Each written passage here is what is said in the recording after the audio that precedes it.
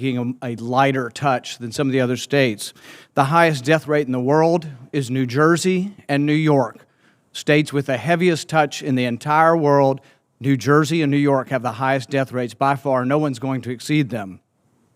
As far as the facts of the Delta virus, the Delta variant, Public Health England looked at 92,000 people who got the Delta variant.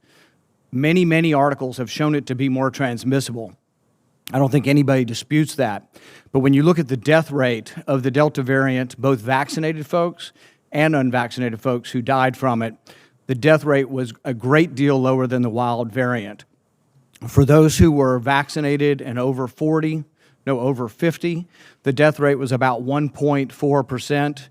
For those over 50 who were unvaccinated, it was about 3.4%.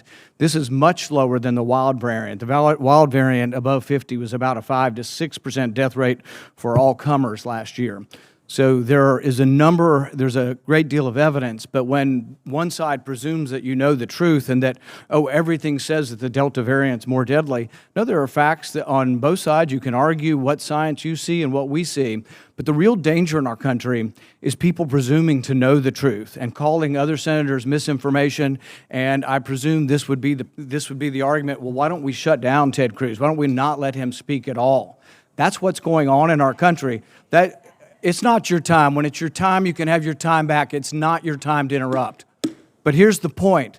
The point is this is going on across America. There are people on your side of the aisle introducing legislation to tell Facebook that my opinion cannot and should not be heard.